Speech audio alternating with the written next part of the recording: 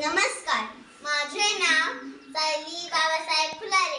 मी इयत्ता दुसरीत शिकत आहे.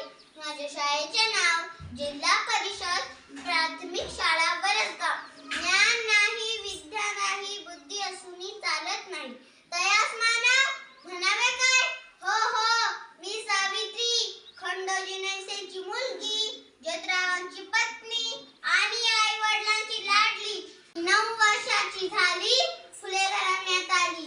मी 9 वर्षाची झाली आणि फुले घराण्यात आली.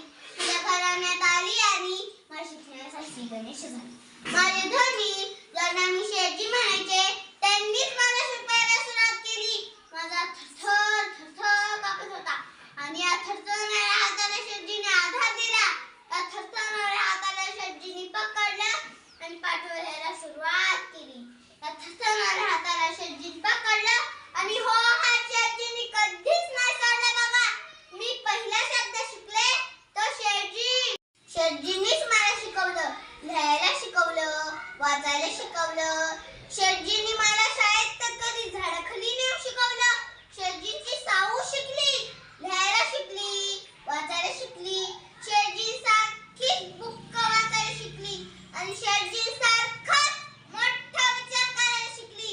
बाई शिकली म्हणून लोक कपड्याला आटा पाडत होती. बाई शिकली म्हणून लोक नाबड ठेवत होती. पण मग तो कसाट्याचा दिवस उगवला. पुण्यात भिडांच्या वाड्यात आम्ही पहिली मुलींची शाळा काढली. मग पुणे हादरली. अनर्थ झाला, अनर्थ झाला, अनर्थ झाला, अनर्थ झाला अशी आरडाओरडा करू लागली. पण शेटजी घरोघरी जाऊन मुलींना गोळा करत होती. त्यांच्या मायबापांना समजत होती. पण शेटजी घरोघरी जाऊन मुलींना गोळा करत होती. त्यांच्या मायबापांना समजत होती. पण अक्षराच्या आळ्या होऊन नवऱ्यांच्या जेवणात पडतं असं म्हणणाऱ्या त्या सनातनी लोकांना हे काही पटणार नव्हतं. शिक्षकांना वाळीत टाकण्याची धमकी दिली जात होती. शिक्षकच नसतील तर शाळा कशा चालवायच्या? शेटजींचा चेहरा पडला. मी शेटजींना म्हणाले, तुम्ही कसला विचार करताय? मी हाय पोरींना शिकवायला. तुम्ही कसला विचार करताय? मी हाय पोरींना शिकवायला. मग मन मी घट्ट केलं आणि टाकलं पहिलं पाऊल. तर मी रस्त्याने जाताना टकमका बघत होती. काय बाय बोलत होती? ज्योतिबा फुलेंची बायको नव्ह तू? असं डोळ्यातला घेऊन तुरु कुठं चालली म्हणायची. मी शाळेत जाताना कोण मला चिखल फेकायचं, कोण माझ्या दगड फेकायचं, कोणी टोमणी मारायचं, तर कोण फिदी हसायचं. एक दिवस तर एक माणूस माझ्या पुढे तर म्हणतोय कसा माग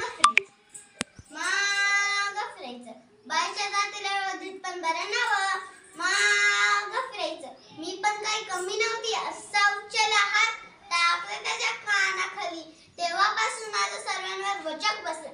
बायच्या जातीला एवढं करायलाच बरं नवं. म्हणून म्हणते, विधे विना मती गेली, मती विना नीती गेली, नीती विना गती गेली, गती विना क्षुद्र खचले,